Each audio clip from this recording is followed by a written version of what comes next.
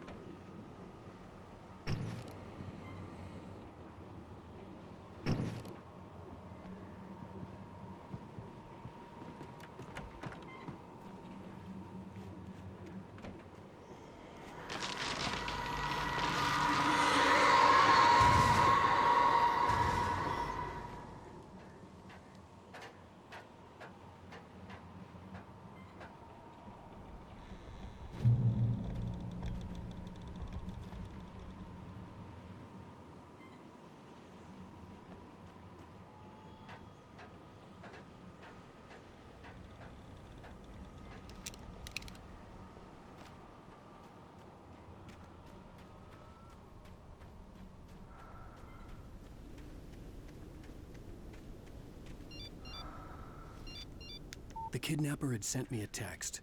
The message was full of spelling errors and insults. It was telling me to hurry up.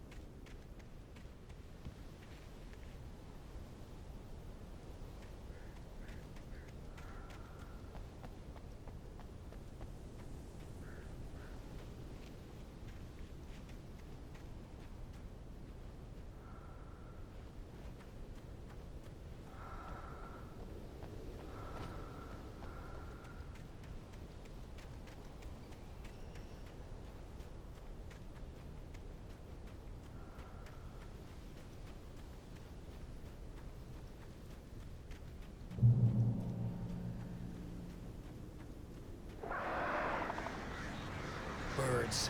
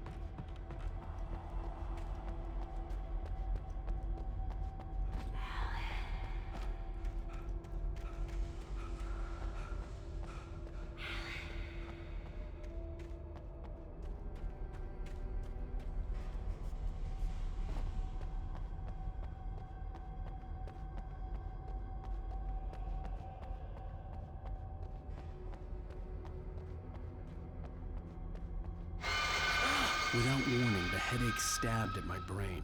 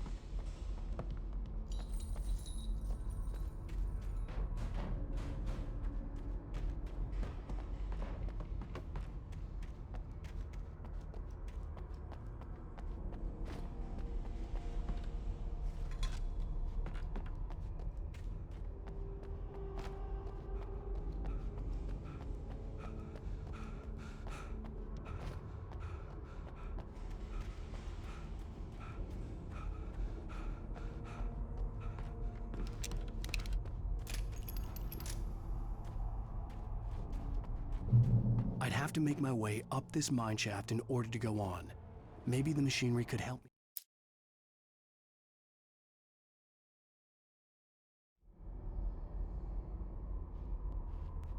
I'd have to make my way up this mine shaft in order to go on. Maybe the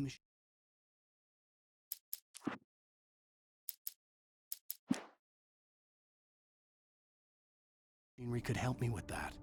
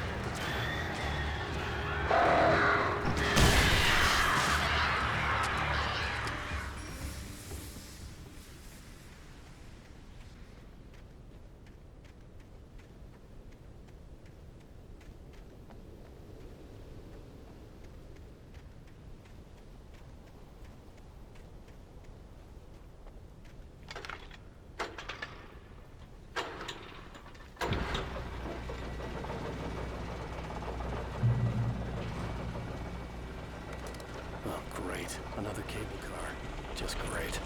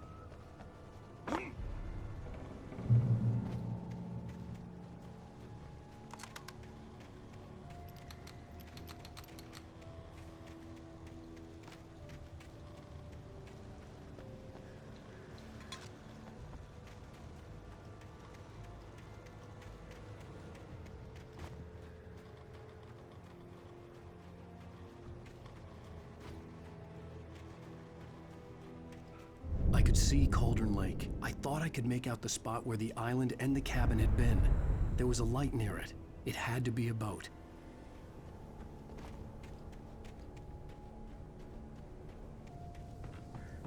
I was close now. I had to get there fast. I dreaded what I would find.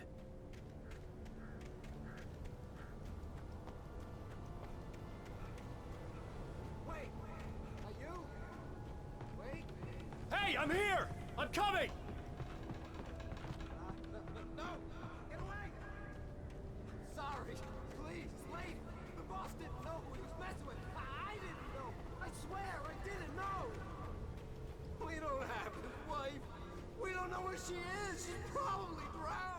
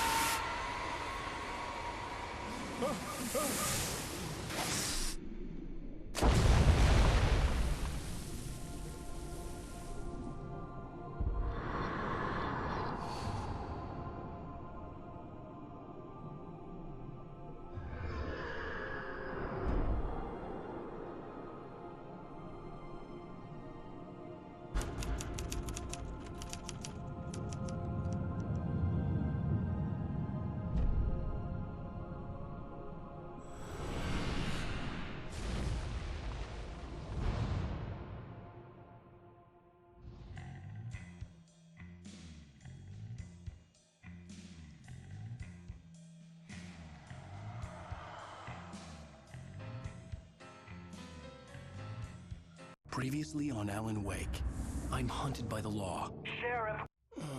Alan, shh, baby. It was just a nightmare. Alice. There you go, Alan. Hartman. I fell. I had to give you a sedative. Don't fight it. You went through another rough period. What? Right now, it's very important that you stay calm. We don't want you to have another episode. You're a patient at my clinic. Have been for a while now. The shock of your wife's death triggered a mental illness. No, you're lying. You're suffering from various symptoms of undifferentiated schizophrenia. Bastard. It's okay, Alan. Just let go.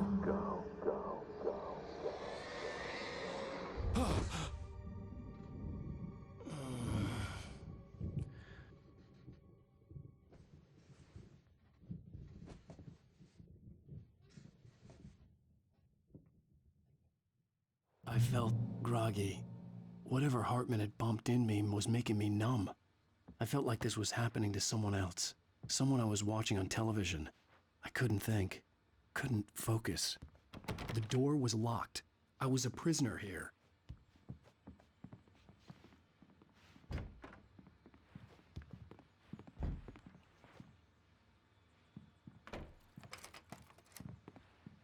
Good evening, Alan.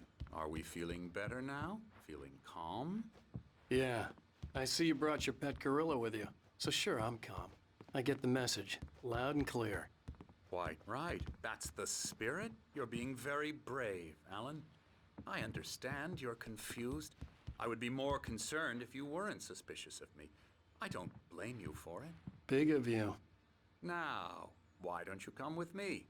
We'll reacquaint you with my clinic and go over everything you might have forgotten. Little walk and some fresh air? Yes, it will do you good.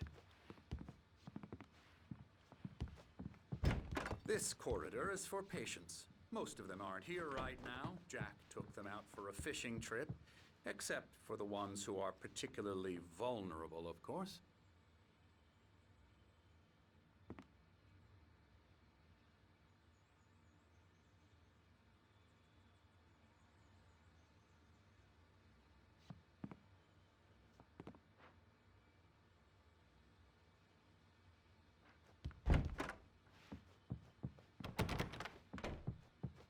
I encourage creativity as a part of the recovery process here at Cauldron Lake Lodge. I specialize in treating artists. I bet you do. Splendid, Alan. I honestly believe we can get this thing under control if we work together. This way, Alan.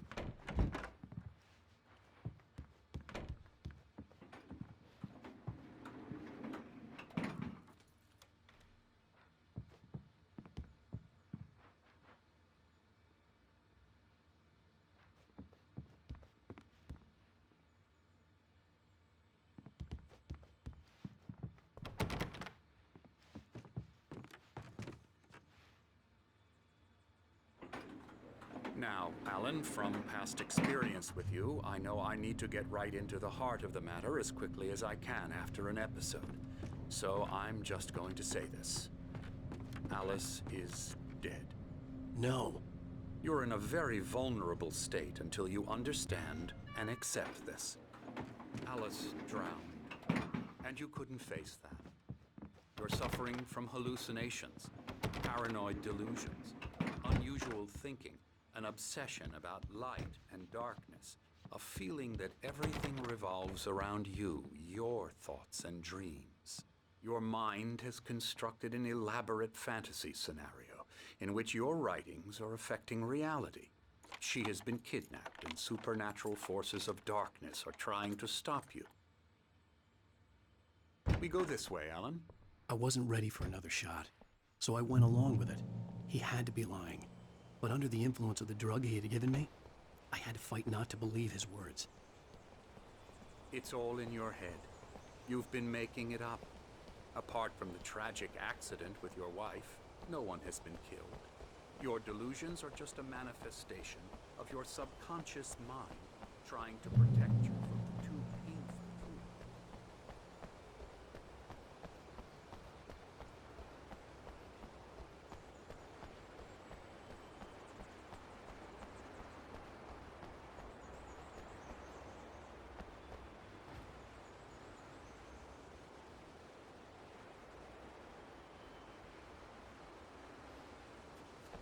Unless we fight the fantasy, it will return. I know the instinct is to resist me, but think about it. Doesn't this make far more sense than the insane supernatural conspiracy you have concocted in your mind? You're a skeptic by nature, Alan. We both know this. Everything can be explained logically.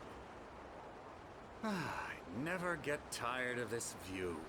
Very inspiring, isn't it? Cauldron Lake spread below us. I could see Mirror Peak on the other side of the lake. I thought I could make out the spot where Diver's Isle had been when I arrived with Alice. Now there was nothing but waves. It seems there's a storm coming. Funny, I don't recall there being a mention of that in the weather forecast. Well, no matter. This way. Follow me. Alan, what I'm telling you is good news. Right now we're in control.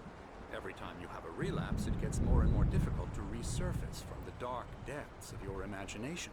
Not surprising, considering your profession. Imagination is what you work with. After all your nightmares, this should come as an immense relief to you. If it doesn't, why is that? Because I'm lying? Or because you don't want to admit that you're not well? It's very natural for you to think of me as your enemy. It's part of the illness. I let him talk. Hartman obviously loved his own voice. His words echoed madly inside my head. I dug my nails into the palms of my hands to stay You need focused. to work with me. Once you accept that, we can begin the journey towards your recovery.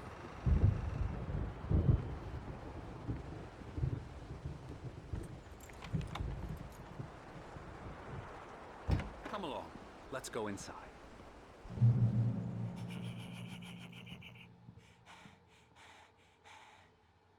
Come on, spooky. Come on. Scary bad. Yeah, bad scary.